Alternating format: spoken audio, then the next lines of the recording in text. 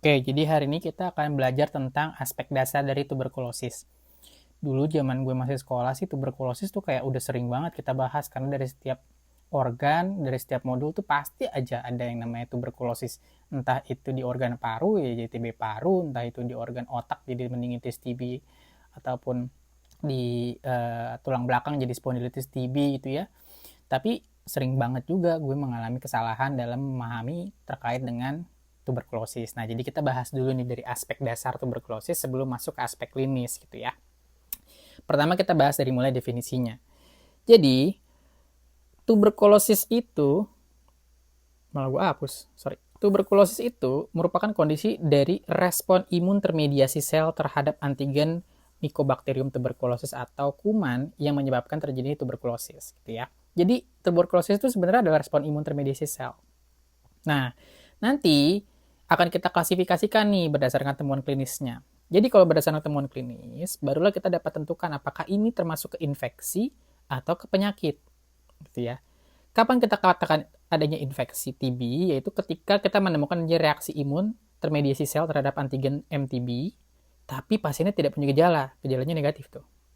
Nah, kalau TB disease atau penyakit TB, artinya selain kita menemukan adanya reaksi imun terhadap antigen Mycobacterium tuberculosis, pasiennya juga bergejala, ya, bergejala TB.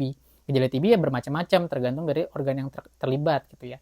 Tapi kan kalau misalkan kita ngomongin TB paru, tentu pasti adalah gejala respiratorik disertai dengan gejala sistemik seperti demam, kemudian batuk berkepanjangan lebih dari 2 minggu dengan atau tanpa dahak ataupun tanpa darah, kemudian juga disertai dengan penurunan berat badan, dan gejala-gejala lokal, misalkan ada limfadenitis, ya, jadi ada limfadenopati, kemudian ada nyeri dada, misalkan ada pleuritis, ya, atau perikarditis, ya, nyeri dada juga. Nah, itu tergantung dari lokalisasi dari organ-organ yang terkena TBC atau tuberkulosis. Nah, kalau berdasarkan lokasinya tadi udah disebut ya, ada TB paru, ada TB ekstra paru. Nah, kedua-duanya bisa berupa TB primer, ya, atau artinya dia setelah terpajan oleh kuman TB, dia langsung mengalami infeksi dan penyakit TB. Sementara ada yang namanya TB reaktivasi. Jadi ketika dia sudah terinfeksi, kuman itu tidak langsung menyebabkan terjadinya penyakit. Melainkan, kuman itu bertahan di dalam tubuh kita, di dalam tubuh manusia yang terinfeksi. Entah itu di dalam makrofag ataupun di dalam intrapulmoner gitu ya. Dimana nanti ketika si respon imun atau sistem imunitas dari si penjamu atau manusia itu mengalami penurunan, barulah terjadi yang namanya reaktivasi. Nah, nanti kita bahas di patogenesis ya.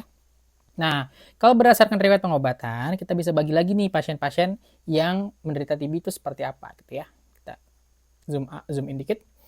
Jadi kalau misalkan dia belum ada riwayat penggunaan OAT atau sih pernah sih dikasih OAT tapi di bawah 28 dosis atau di bawah 1 bulan, maka kita tetap berikan klasifikasi pasien ini merupakan pasien baru TB. Nah, kalau misalkan dia sudah pernah diobati dengan OAT atau obat anti tuberkulosis lebih dari 28 dosis, baru kita sebut sebagai pasien pernah diobati TB. Nah, pada pasien-pasien yang pernah diobati TB ini diklasifikasikan lagi secara lebih jelas gitu ya. Ada yang namanya pasien kambuh. Jadi, dia mengalami penyakit TB pasca selesai OAT dan sudah dinyatakan sembuh TB. Jadi, dia udah dapat OAT nih, misalkan 6 bulan gitu ya. Kemudian, setelah dilakukan pemeriksaan bakteriologis negatif, ya, sudah dikatakan sembuh sama dokternya, sama klinisinya. Tapi dia mengalami sakit TB lagi, bergejala lagi, dan hasil bakteriologisnya positif lagi. Maka kita sebut dengan TB kambuh.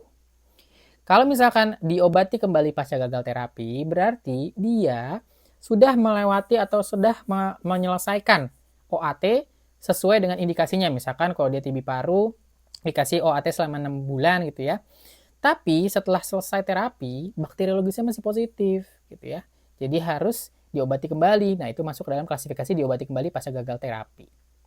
Atau diobati kembali pasca loss to follow up. Jadi maksudnya adalah pasien ini pernah dikasih terapi OAT, tapi dia tidak melanjutkan dan tidak pernah lapor ke petugas kesehatan yang pernah ditemui sebelumnya. Jadi ibaratnya masuk ke kondisi loss to follow up. Nah, itu masuk ke diobati kembali pasca loss to follow up.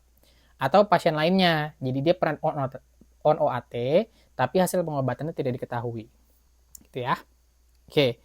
Dan yang ketiga adalah pasien yang riwayat pengobatan sebelumnya tidak diketahui. Jadi kita nggak ada yang tahu nih kondisi pasien ini pernah riwayat pengobatan atau tidak. Contohnya pada kasus-kasus seperti misal pasien dengan riwayat, misalkan pasien dengan penurunan kesadaran gitu ya. Kemudian tidak ada keluarganya, kemudian pasiennya masuk ICU karena memang harus intubasi dan sebagainya. Pas diperiksa dia ada TB. Tapi kita nggak tahu dia dulu ada riwayat HIV, apakah ada riwayat pengobatan dan lain sebagainya gitu ya. Jadi jadi masuk ke dalam klasifikasi yang pasien riwayat pengobatan sebelumnya tidak diketahui. Oke, kemudian ada juga berdasarkan hasil uji resistensi antibiotik. Jadi ketika nanti teman-teman melakukan pendiagnosisan TB kan akan dilakukan pemeriksaan bakteriologis ya dan juga molekular. Biasanya menggunakan TCM atau tes cepat molekular gitu ya. Nah, nanti selain hasil dari bakteri positif atau tidak, atau adanya kuman TB atau tidak, biasanya hasil TCM itu juga berkaitan dengan uji resistensi antibiotik terhadap kuman tuberkulosis. Nah, ada beberapa definisi atau klasifikasi berdasarkan hasil uji resistensi antibiotik. Yang pertama adalah TBMR atau monoresisten. Monoresisten itu artinya dia hanya resisten terhadap satu obat atau satu OAT saja. Ada yang namanya TBPR atau poliresisten. Jadi dia punya resistensi lini 1, terapi OAT lini 1 selain rifampicin dan isoniazid. Oke. Kemudian ada TBMDR atau multidrug resistant. Yaitu pasiennya terinfeksi kuman TB yang resisten terhadap 2 antibiotik secara sekaligus, yaitu adalah resistensi terhadap rifampicin dan isoniazid. Kemudian ada namanya TBXDR atau extensive drug resistance, di mana di MDR ditambah dia resistensi terhadap fluoroquinolone, ditambah lagi dia resistensi terhadap OAT yang intravena, seperti kanamisin gitu ya. Dan yang terakhir ada namanya TBRR atau rifampicin resistance. Jadi sebenarnya sih dia monoresisten tapi khusus untuk rifampicin gitu ya. Dan yang terakhir adalah status HIV. Ada yang status HIV positif, ada yang negatif, ada yang tidak diketahui gitu ya. Oke, itu untuk klasifikasinya. Sekarang kita masuk ke aspek mikrobiologi atau bakteriologis dari kuman Mycobacterium tuberculosis ini. Nah, jadi MTB ini termasuk ke genus Mycobacteria, di mana genus Mycobacteria ini ada 3 jenis utama. Yang pertama adalah Mycobacterium tuberculosis complex, Mycobacterium lepra, dan juga non-tuberculous mycobacteria. Nah, yang kita sekarang pelajari adalah Mycobacterium tuberculosis complex ya. Di mana di dalam itu ada banyak sekali strain-strainnya. Nah, salah satunya yang sedang kita pelajari adalah Mycobacterium tuberculosis karena itulah yang menjadi salah satu penyebab utama terjadinya tuberkulosis pada manusia. Tapi ada juga ya yang menginfeksi hewan, salah satunya adalah Mycobacterium bovis. Nah, yang sekarang sudah dijadikan vaksin BCG gitu ya. Itu M bovis yang teratenuasi. Nah, dulu zaman-zaman di mana susu itu belum dipasteurisasi, ketika seorang anak minum susu sapi, dia bisa mengalami infeksi dari Mycobacterium bovis gitu ya. Dampaknya apa? Dampaknya biasanya scrofluroderma gitu ya. Kemudian ada Mycobacterium lepra yang menyebabkan lepra atau Hansen disease, kita tidak bahas di sini, dan terakhir adalah non-tuberculosis Mycobacterium. Ya, oke. Kemudian kalau untuk mengetahui faktor virulensi atau kemampuan apa saja yang dimiliki oleh si kuman ini untuk bisa menginfeksi dan juga menghindari sistem pertahanan tubuh manusia, itu kita bisa bagi menjadi faktor virulensi yang bersifat dia komponennya protein dan non-protein. Banyak banget, kita nggak akan bahas semuanya. Yang penting teman-teman tahu secara klinis yang sekarang diutilisasi atau digunakan itu yang mana. Oke, pertama untuk yang protein ya.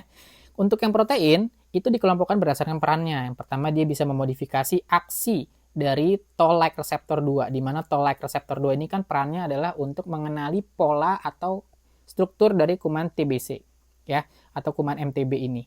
Jadi kalau misalkan dia punya faktor virulensi ini, sel dalam hal ini adalah sel alveosit tipe 1, sel alveolar tipe 1, dia ketika nempel gitu ya, ketika ada sisi kumannya terhadap sel epitel tersebut, dia nggak bisa teraktivasi untuk bisa memicu terjadi respon imun. Jadi ketika TLR-nya tidak teraktivasi, dampaknya kan nanti si sistem imun innate itu tidak datang gitu ya.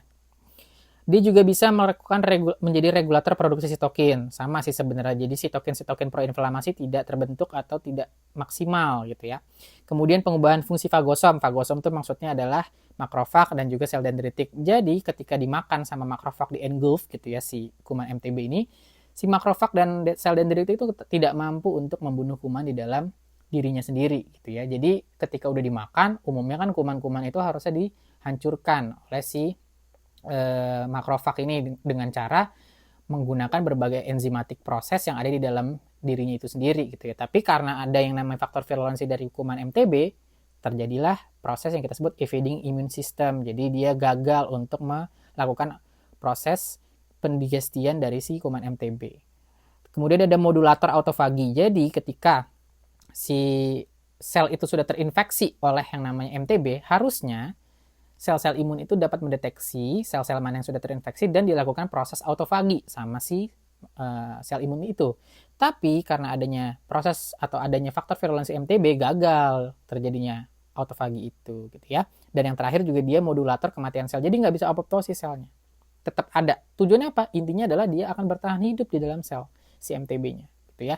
Nah, kalau pemanfaatan secara klinisnya apa? Salah satunya adalah komponen ESX1, E1 dan juga CFP10 gitu ya. Di mana ketiga komponen ini yang akan diperiksa di dalam IGRA gitu ya, atau IFN gamma assay gitu ya, untuk memeriksa ada atau tidaknya protein-protein ini gitu ya, E1, CFP10 dan ESX1. Nah, di mana hal ini penting. Kalau di IGRA, karena dia hanya mendeteksi E1 dan CFP10, maka dia tidak akan terpengaruh oleh adanya riwayat vaksinasi BCG.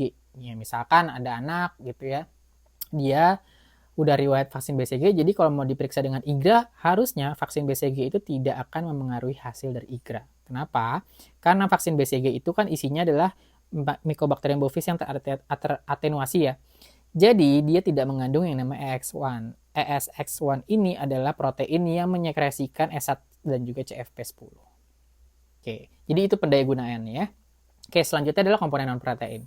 Nah, kalau komponen non-protein umumnya lokasinya tuh di permukaan sel. Dan dia peranannya penting sekali untuk interaksi dengan sel pejamu saat adesi atau penekatan, shedding maupun sekresi. Sekresi dari faktor-faktor virulensi yang dimiliki oleh MTB. Tapi yang dimanfaatkan secara klinis itu yang paling penting adalah mikolik acid, arabinogalaktan, arabinomanan, dan lipoarabinomanan. Nah, di mana struktur-struktur inilah yang menjadi peranan penting untuk rigiditas sel bakteri atau sel dari kuman MTB itu.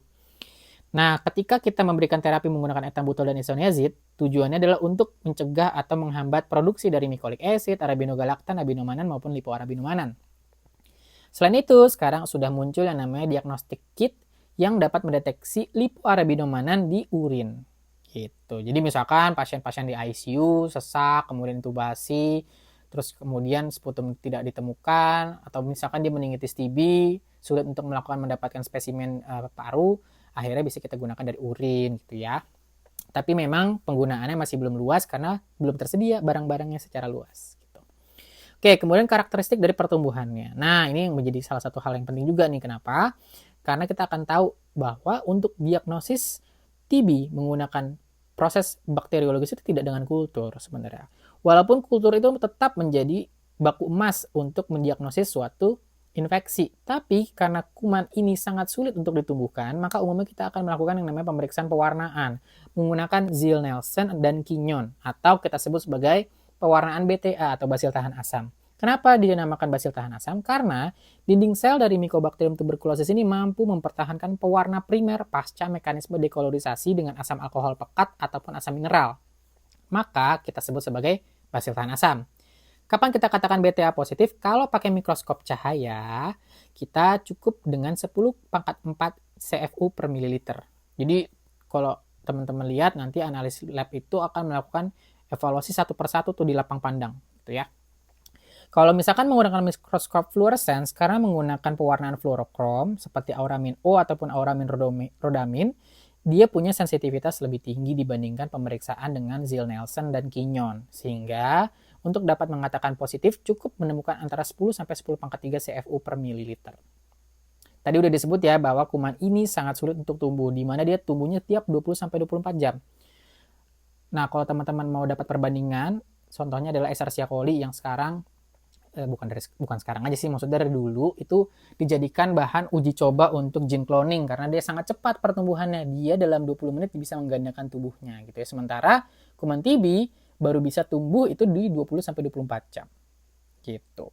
Dan makanya untuk bisa menumbuhkan kulturnya dia butuh antara 2 sampai 6 minggu. Media kultur yang dipakai apa aja yang bisa? Yang pertama itu untuk yang bentuknya broad, ya contohnya adalah Middlebrook 7H9. Dan kalau untuk yang berbahan agar itu adalah 7H10, 11, dan Lowenstein-Jansen. Oke, itu untuk karakteristik pertumbuhan. Selanjutnya kita akan bahas ke aspek yang main course-nya ya, patogenesis, dan ini yang akan paling panjang. Oke, jadi intinya Mycobacterium tuberculosis itu akan ditransmisikan melalui droplet atau aerosol dari individu yang sudah terinfeksi oleh kuman TB. Dia transmisikan ke orang lain, kemudian terhiruplah sama orang lain yang belum terinfeksi, misalkan seperti itu ya. Dia akan masuk ke saluran nafas. Nah, sebelum sampai di distal paru, ya di area-area ujung-ujung paru ini di alveoli, MTB itu ternyata tetap bisa dia transit menginfeksi mukosa di upper airway maupun di bronkus. Makanya kan bisa tetap ada namanya TB laring gitu ya dan lain sebagainya. Nah, tapi utamanya adalah di paru ya, di alveoli. Jadi ketika sudah di distal paru, nah ini contoh gambarnya ya. Ini alveolus ya, dari cabang-cabang banyak alveoli ini kita masuk ke alveolus ini. Nah, jadi di alveolus itu kan ada yang namanya pneumosit tipe 2, kemudian ada makrofag alveolar sebagai sistem imunitas intrapulmoner gitu ya. Kuman TB yang masuk, dia dapat menginfeksi secara langsung pneumosit tipe 2 dan dia dapat dimakan atau engulf oleh makrofag alveolar. Itu ya. Nah, ketika makrofag alveolar sudah memakan kuman tuberkulosis ini, ya makrofag alveolar itu akan menuju ke interstisial maupun ke migrasi menuju ke sistem limfatik gitu ya. Pertama kita bahas dulu ke makrofag alveolar menuju interstisial. Jadi ketika dia sudah migrasi ke struktur interstisial, kan tadi ada kuman TB yang menginfeksi pneumosit tipe 2 ya. Dia datang ke sana untuk melakukan fagositosis tambahan bagi basil-basil yang gagal di fagosit di dalam alveoli. Jadi dia cari lagi tuh di mana nih si kuman-kuman MTB ini. Oke. Di sisi lain, kuman MTB yang sudah mengandung atau sudah menelan makrofag yang sudah menelan MTB, dia akan bermigrasi ke struktur dari nodus limfatik regional gitu ya. Dimana disitulah nanti peranan dari si makrofag alveolar dan juga sel dendritik untuk mempresentasikan antigen, dalam hal ini adalah antigen Mycobacterium tuberculosis, ke sel limfosit. Ya, itu intinya adalah tujuannya untuk mengaktifasi sistem imun adaptif. Gitu kan makrofag dan juga sel dendritik ini kan innate immunity system. Ketika dia sudah menangkap MTB, dikunyah, kemudian barang-barang sisaan dari MTB itu dipresentasikan, dikasih tahu ke sistem imun adaptif. Nih ada kuman yang masuk bentuknya seperti ini. Gitu. Nah, kemudian masalahnya adalah kuman MTB ini dia punya faktor virulensi yang adekuat.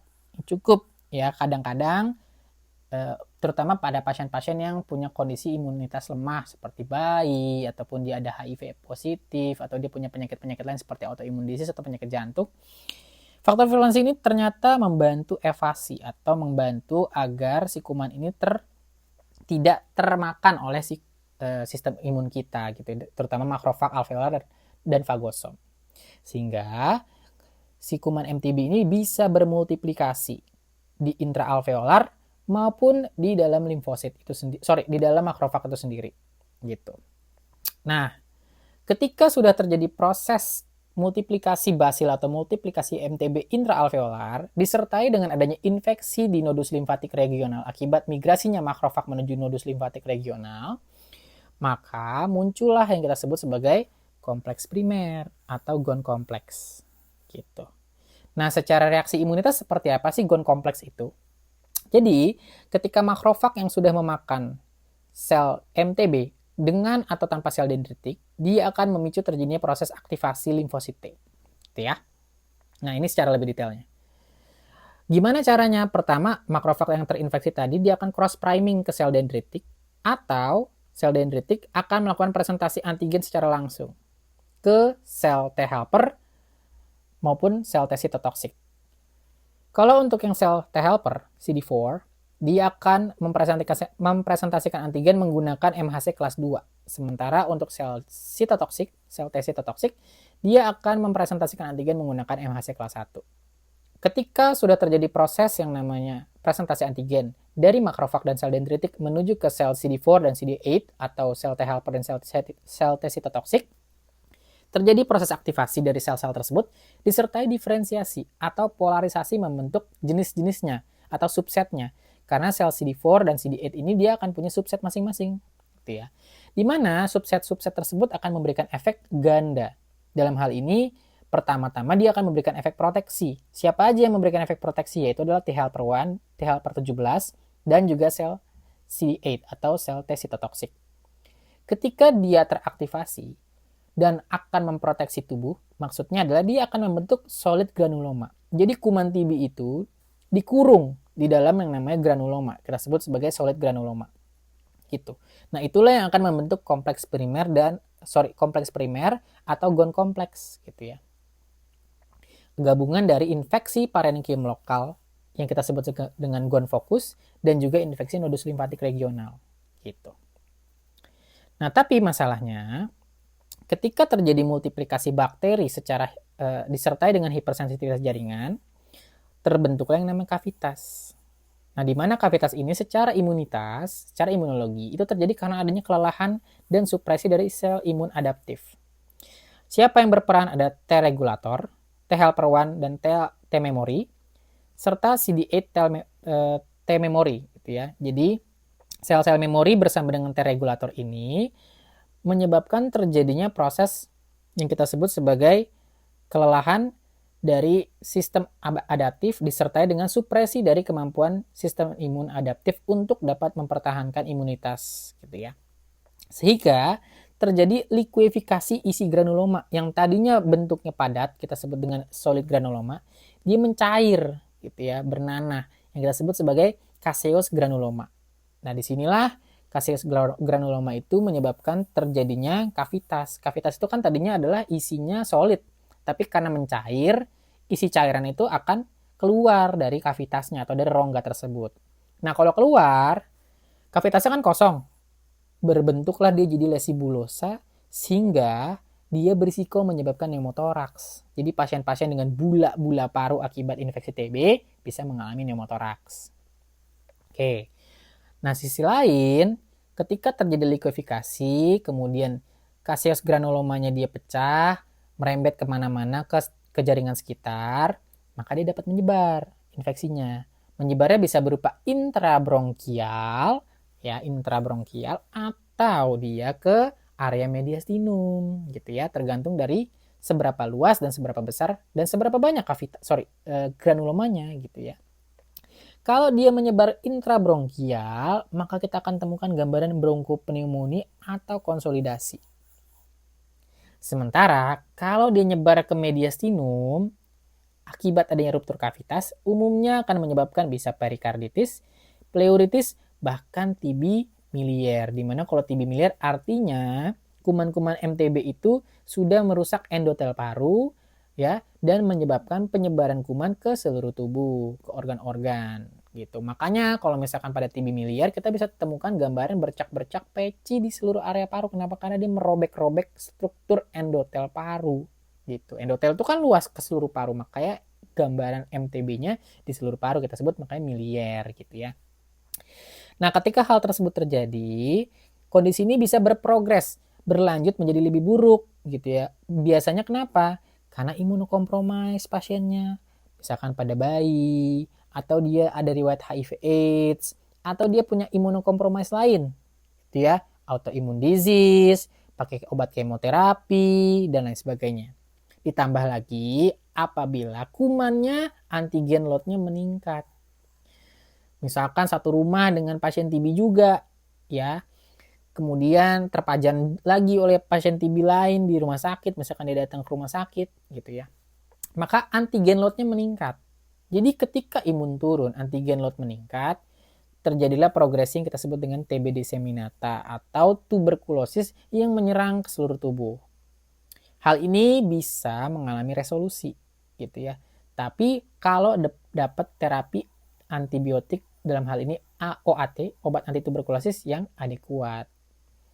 Nah, sebenarnya kompleks primer atau gon kompleks itu juga sendiri tidak serta-merta langsung berdampak pada progresivitas TB dan disebut sakit TB. Karena disinilah terjadi infeksi TB dan dia bisa resolusi secara spontan. Tapi umumnya akan menyebabkan gambaran residual calcification yang kalau orang dulu bilang namanya, wah ini bekas TB atau kita sebut fibrosis ya atau kalsifikasi gitu. Oke, itu merupakan aspek dasar dari tuberkulosis. Nah, nanti selanjutnya kita akan bahas mengenai aspek klinis dari mulai bagaimana kita melakukan screening, kemudian melakukan pencegahan. Pencegahan nanti bisa berupa vaksinasi maupun juga pemberian terapi pencegahan tuberkulosis ya, PTP. Kemudian bisa juga nanti kita akan bahas mengenai terapi-terapi TB gitu ya. Nanti kita bagi berdasarkan untuk pediatrik dan juga untuk dewasa.